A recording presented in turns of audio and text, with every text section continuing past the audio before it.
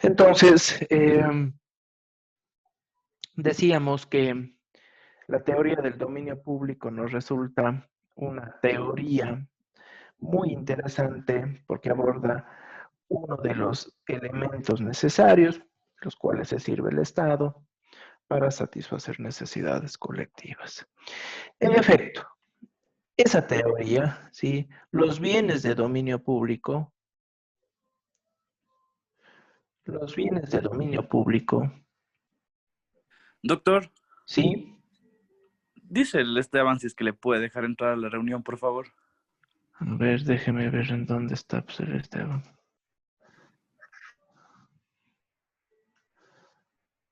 Pero no hay nadie en la sala de espera.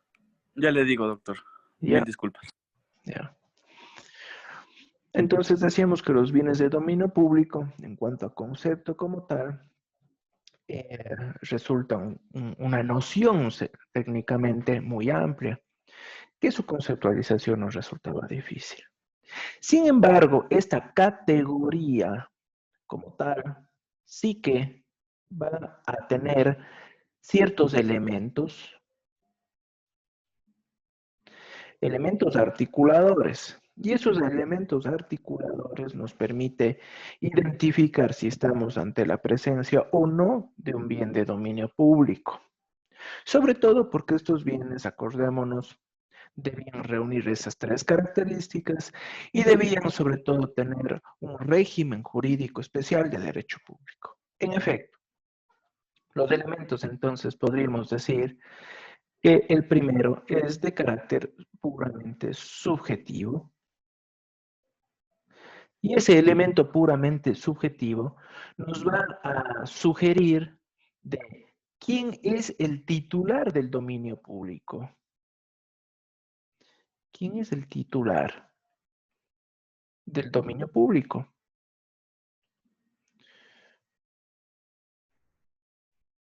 Sí, es el Estado, desde luego que sí, pero aquí vamos a ir algo más allá.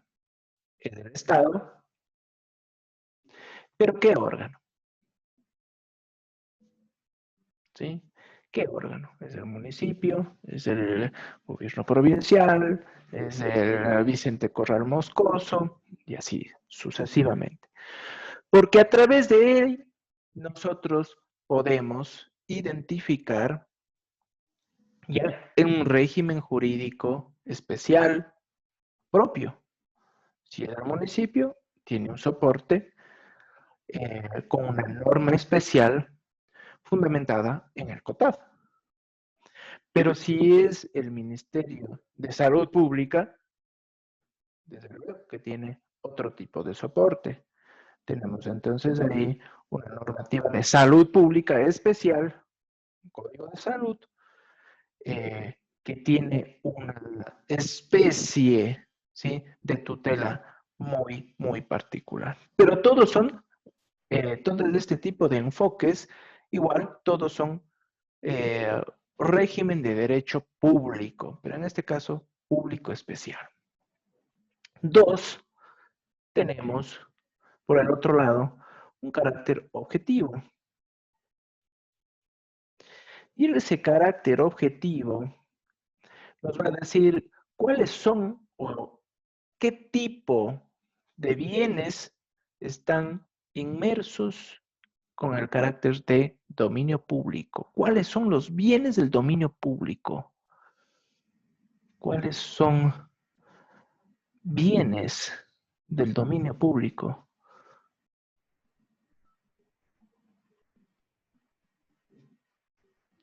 ¿Cuáles son esos bienes del dominio público, no? Entonces sí que ese factor necesario del carácter objetivo, en principio, ustedes van a ver de que van a tener una tutela específica, una tutela desde el enfoque, ¿sí?, desde el enfoque del control. Ahí entonces ustedes van a tener claramente identificados todo ese detalle que leyeron ya ustedes en el artículo 3 de la Ley Orgánica de la Contraloría General del Estado. Entonces, ¿cuáles son esos bienes que están sometidos al dominio público? Y cuando leíamos el artículo 3 de la Ley de la Contraloría, que ya les mandé, ustedes podían encontrar de que teníamos un largo listado de bienes, pues, ¿no? ¿Quién se acuerda? ¿Quién, quién puede indicar más o menos cuáles son? ¿Leyeron ese artículo 3? Pregunto. Vamos a ver. Vamos a ver aquí a alguien que haya leído. Eso, vamos a ver aquí. Alex, ¿está conectado Alex? Alex Tibanquiza. ¿Leyó el artículo 3, Alex? Sí, doctor, ¿me escucha? Sí, totalmente. Cuéntenos. Ya. Doctor, dice que para efecto de la ley se entenderán por recursos públicos todos los bienes, fondos, títulos, acciones, participaciones, activos, rentas, utilidades, excedentes, subdivisiones y todos los derechos que pertenecen al Estado, doctor. Perfecto, muy bien, Alex. Entonces, bajo ese contexto, tomen en cuenta lo siguiente y tomen en cuenta lo siguiente. Aquí estamos nosotros sosteniendo de que estamos hablando de todo lo que tiene y que posee el Estado en su patrimonio. Sí, aquí estamos hablando de que objetivamente estamos hablando del patrimonio público. De un patrimonio público. Y ese patrimonio público necesita control, ¿sí? Necesita control, necesita regulación. Vean ustedes entonces del por qué ahí la Contraloría tiene ese poder casi omnímodo para realizar ese tipo de control. Por ejemplo, ustedes ven de que el patrimonio de los municipios, por decirles, eh, todo lo que tiene el municipio son bienes de dominio público. Sus casas que están en arriendo, el tranvía, sus vehículos, eh, todos los materiales de oficina. Vean ustedes, desde lo más chiquito hasta lo más grande, es un bien de dominio público y que en esa medida forma parte de ese gran patrimonio público sujeto al control de la Contraloría para su buen uso. Pero así como tenemos también activos, también tenemos pasivos, las deudas, y que en esa medida también forma parte de ese patrimonio, ¿sí? De ese patrimonio público, pero en la medida de que son cuentas por pagar, son esos fondos que están por pagar. Y a pesar de que ese tipo de bienes pueden ser a veces manejados por personas de derecho privado, eso no quiere decir que la categoría de dominio público desaparezca. Por ejemplo, nuestra propia universidad, la Universidad de la SUA, del 100% de su presupuesto, en aproximado el 75% es fondos privados, ¿sí? Fondos privados. Pero el resto, ese otro 25%, es una asignación pública del Estado. Cuando el Estado asigna esos recursos a la Universidad de la SUAY, ¿dejan de ser bienes de dominio público? Nunca.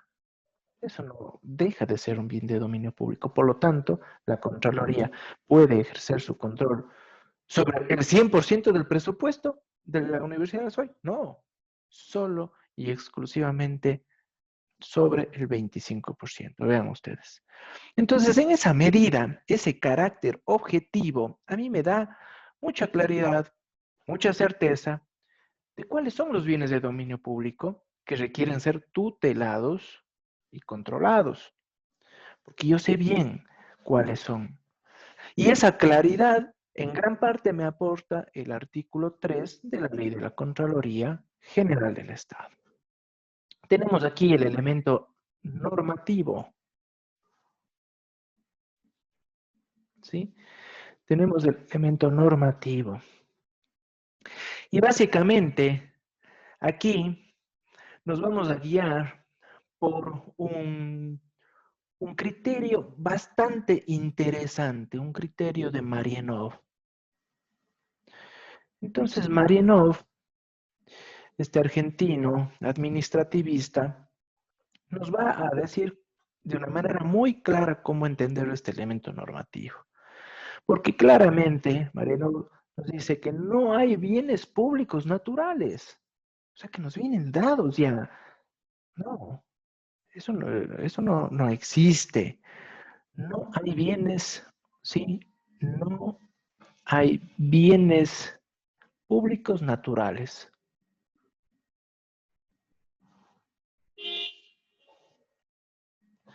No hay bien públicos naturales. Y cuando hablamos de que no hay bienes públicos naturales, estamos hablando de que están amparados bajo ese ideal del derecho natural. No.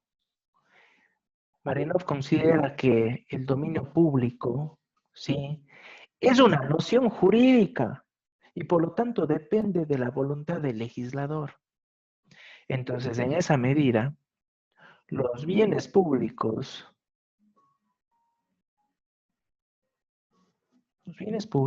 dependen de la norma. Y la norma obviamente depende de quién, del legislador.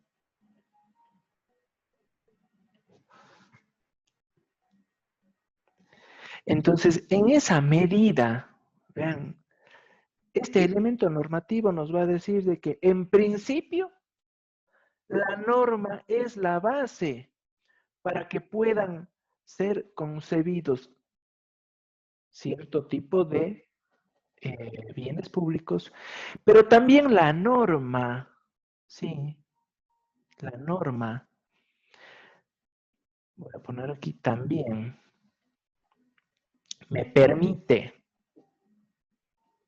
transformar bienes. ¿Cómo es esto de transformar? Del campo privado al campo público. Entonces aquí hay dos ideas clarísimas, ¿no? Bienes públicos naturales no hay en el criterio de Marienov. Pero sí que tenemos bienes públicos que dependen de la norma y del legislador, como el enfoque constitucional que hemos leído. La Constitución que crea cierto tipo de bienes que están sometidos a la esfera del dominio público, como los recursos naturales no renovables, ¿sí? Como el artículo 408 de los recursos naturales no renovables. Recursos naturales no renovables. Pero también en el Código Civil hablábamos. El Código Civil, ¿sí? Este Código Civil que nos decía en alguna medida ese detalle de bienes, ¿sí? Ese detalle de bienes que son considerados bienes nacionales o fiscales. Claro, artículo 604 nos decía los bienes nacionales son los que pertenecen a la nación toda. Pero luego, a renglón seguido, nos iba a detallar de que estábamos hablando también, además de ellos, de las plazas públicas, de los parques. Estamos hablando de los nevados perpetuos, etcétera. Pero eso es un enfoque tal vez ya superado, ¿sí?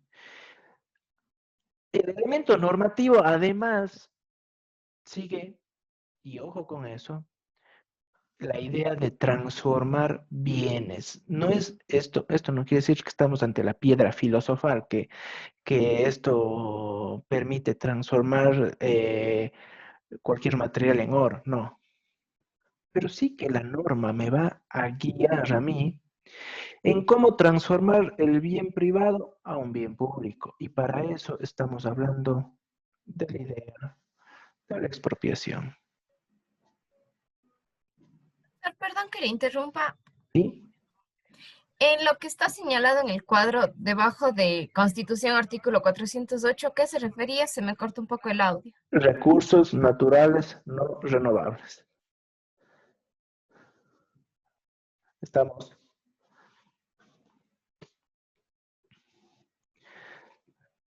¿Sí me escuchó? ¿Sí? Bueno, vamos a ver. Sí, doctor, muchas gracias. Así es. Entonces decimos que la expropiación a mí sí que me va a servir para transformar bienes privados a una esfera de derecho público. Pero esta norma también va a necesariamente a analizar la afectación, ¿sí? A la afectación como una forma o un paso previo a la expropiación, ¿sí? Paso previo. Entonces el elemento normativo es clave, ¿no? Porque a mí me permite entender precisamente estos enfoques, ¿sí? No hay bienes públicos por su naturaleza ni por derecho natural, ¿sí? No hay bienes públicos por naturaleza, por derecho natural. Es la norma la que sienta las bases, sea desde el inicio, que caracteriza y blinda a ese bien, o por el otro lado me da la alternativa de transformar un bien público, un bien privado a un bien público, pues, ¿no? ¿Sí? Por el otro lado, y finalmente tenemos, les voy a poner aquí, un cuarto elemento, ¿sí? Y aquí estamos hablando del elemento teleológico. Eso quiere decir que yo voy a conocer de una manera clara a qué fin están destinados los bienes del dominio público. El fin, ¿sí? El fin de los bienes de dominio público. Entonces, ese fin es clave. ¿Por qué? Porque en ese caso están destinados al uso directo de la comunidad, en principio, ¿sí? Destinados al uso directo de la comunidad. Ese es un uso directo, ¿sí? Un uso directo, como, por ejemplo, un parque, ¿no?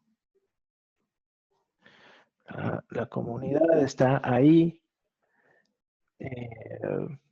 gozando del parque, ¿sí? Sacándole el provecho como tal. Pero también tenemos un uso indirecto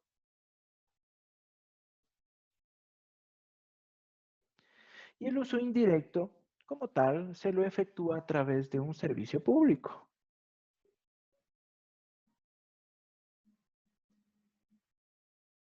A través de un servicio público. Y obviamente aquí estamos hablando de, por ejemplo, de todas las bondades que tenemos, ¿sí? Cuando nosotros accedemos a ciertos tipos de servicios, como de la luz, como el transporte, ¿sí? Como el transporte. Ahora ustedes se pueden dar cuenta de que en esa medida, ¿sí? El transporte, como el tranvía, es un servicio público, desde luego que sí. Nosotros estamos usándolo de una manera indirecta. De una manera indirecta. los, los servicios públicos de agua potable, alcantarillado. Es indirecto, porque hay un servicio público de por medio. Por lo tanto, el servicio público se sirve de este tipo de bienes para lograr concretar la satisfacción de necesidades colectivas. Un servicio público trabaja directamente con los bienes de dominio público. De lo contrario, no tendría esa materia prima necesaria para lograr la satisfacción de necesidades. No tendría. ¿Cómo podría desarrollar sus ejes de acción, sus ejes de satisfacción de necesidades? No podría. Entonces, el dominio público trabaja muy de cerca porque es la base, ¿sí? Es una de las bases de los servicios públicos. Ojo, ¿sí? En este contexto, ¿sí? En este contexto nos vamos a enfocar ahora en el tema de la afectación, ¿sí? Y luego el tema de la expropiación. Preguntas momentáneas. ¿Alguna pregunta momentánea que se quiera hacer? Hasta guardar el cuadrito. ¿Está claro? ¿Sí o no, María Angélica? Sí, doctor, está claro. Perfecto. Entonces, espérense.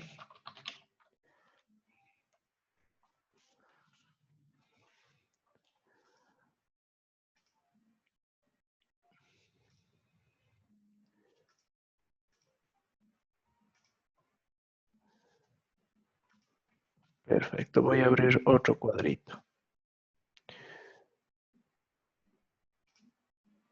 Si me confirman si estamos con pantalla en blanco. Sí, doctor. Muy bien.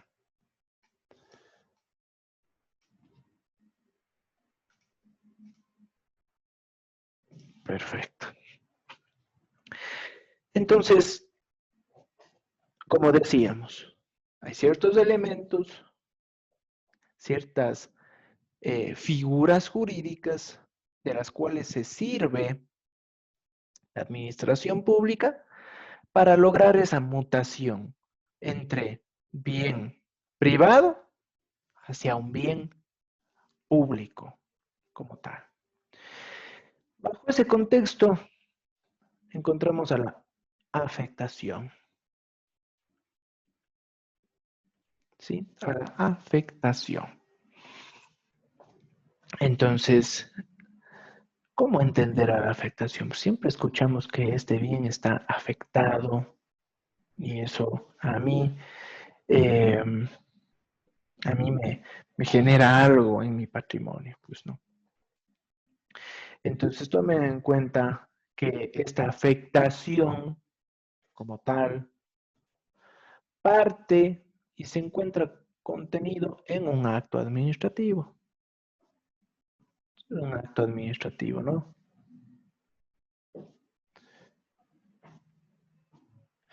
Un acto administrativo y que puede ser considerado como un paso previo.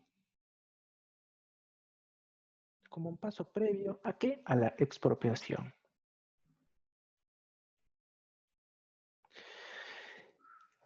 La afectación sí que puede ser concebida, pues, ¿no? Como una forma de limitar la propiedad. Limita a la propiedad, pues a partir de la afectación. Yo sí que voy a limitar este derecho pleno, este derecho total que tenemos nosotros en la Constitución misma, artículo 321, derecho subjetivo, que a mí me permite gozar, que a mí me permite disfrutar, uso, goce, satisfacción, pero también a disponer. Porque con la afectación yo todavía puedo usar, ¿sí? Puedo usar, no puedo disponer, no disponer, ¿sí? Y en alguna medida, ¿sí? Puedo seguir usando, no puedo disponer, pero eh, yo no puedo mejorar el bien. No puedo, ¿sí?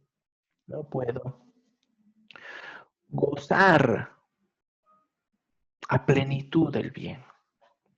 Pues si es que mi terreno está afectado, yo no puedo hacer mejoras en el mismo. No puedo alterarlo. Tampoco puedo venderlo. Puedo seguir usándolo. Y esto es lo problemático, pues, ¿no? Porque el ordenamiento jurídico no me dice, pues, hasta cuándo va a durar la afectación.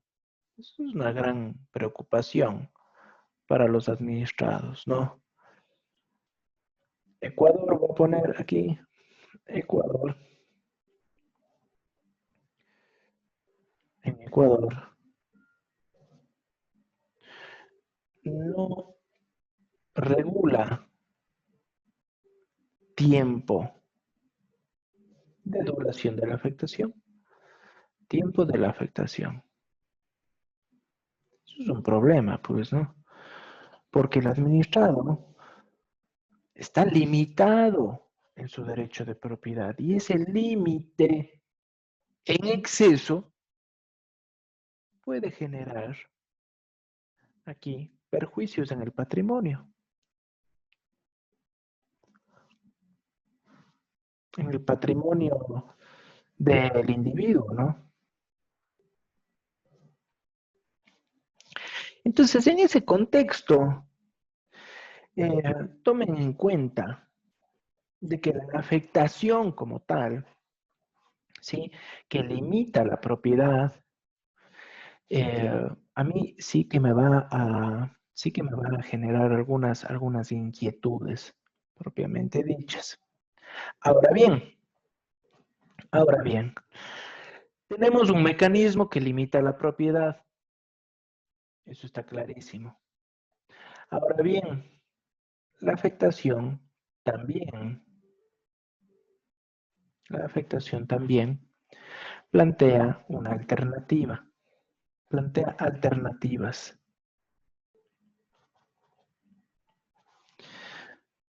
Y una de las alternativas es de que la norma también me va a permitir a mí entender qué bienes están afectados.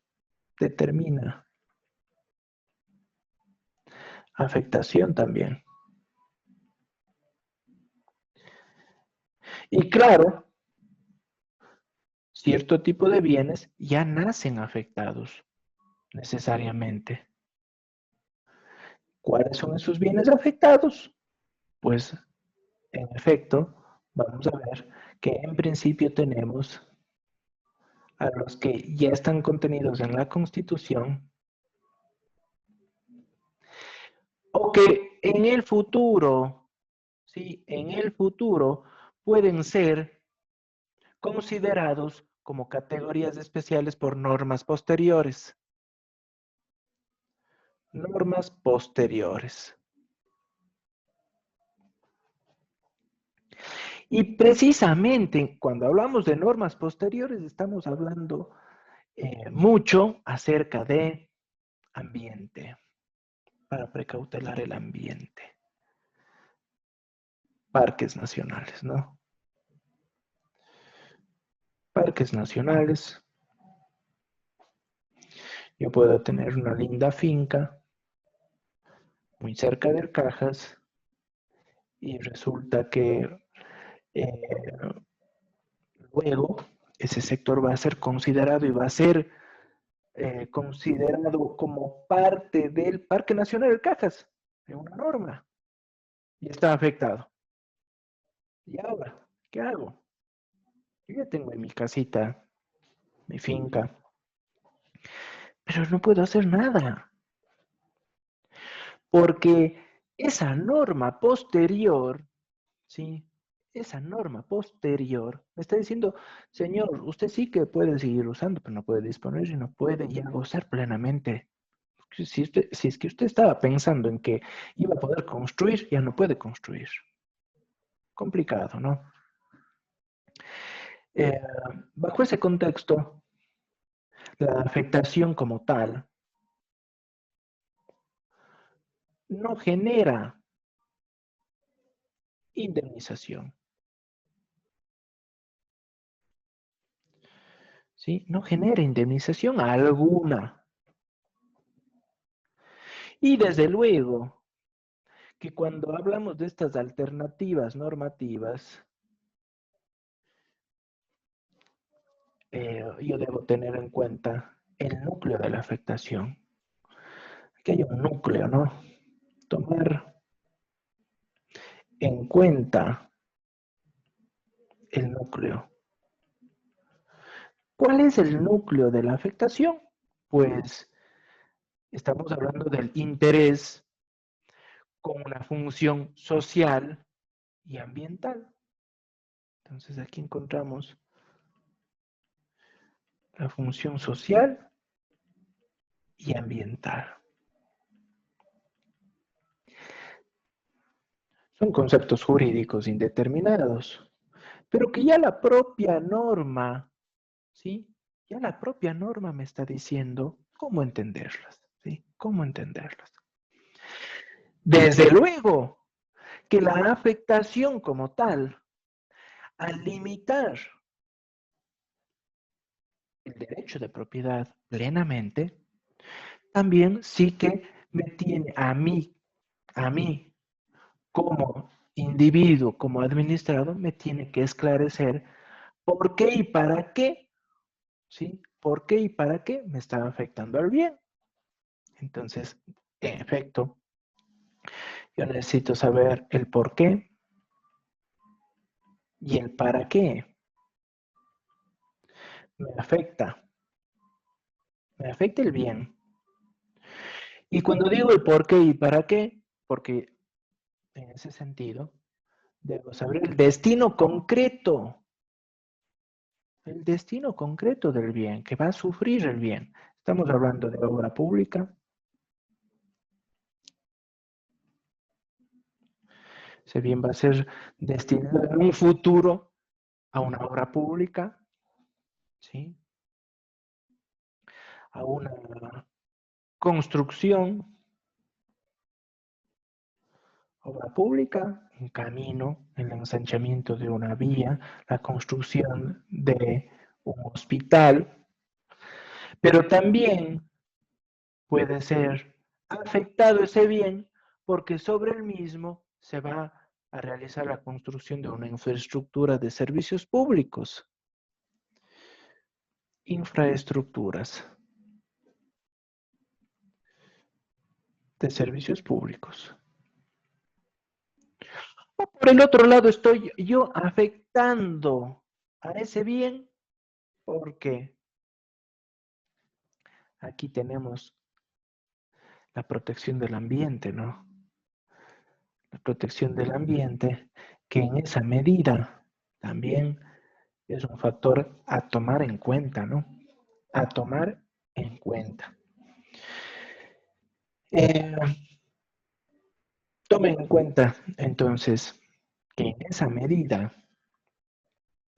medida, la función social, la función ambiental, a mí me permite conocer de una manera muy clara si es que ese bien va a tener un destino futuro que limita mi derecho pleno de propiedad para beneficiar a la sociedad mediante la construcción de obras públicas, de construcción, de infraestructuras, de servicios públicos, o por el otro lado, únicamente yo quiero tutelar, proteger el ambiente. Y desde luego que esto tiene que ser concretado mediante un proceso administrativo. Proceso administrativo. Proceso administrativo que va a concluir con ese acto administrativo que afecta. Acto administrativo. Porque hablábamos de que es precisamente eso lo que contiene este tipo de actos, ¿no? La afectación de un bien específico. ¿Por qué razones? Por razones, como digo, sociales o ambientales. ¿Que limitan nuestro derecho de propiedad? Sí, lo podemos seguir usando. Tal vez ya no disponemos y tampoco lo podemos gozar a plenitud, mejorándolo. Entonces, tomen en cuenta que la afectación, como digo, no genera indemnización. Entonces, ahí ya estamos por ese lado y estamos limitados. ¿Alguna pregunta, jóvenes? ¿Está claro? He dejado de compartir, ahora sí, encendamos cámaras. Doctor, disculpe. Al inicio, cuando comenzamos a hablar de la afectación, nos dijo que este derecho, o sea, es un derecho pleno, pero no sé si nos dio un artículo de la Constitución, porque la verdad se me cortó el audio y anoté un artículo, pero no sabía si dijo artículo. El 321. Ah, ya. Sí, creo que es ese. Muchas gracias, doctor. Sí, porque anoté el 3, pero no sé cuál era. Muchas gracias. Correcto.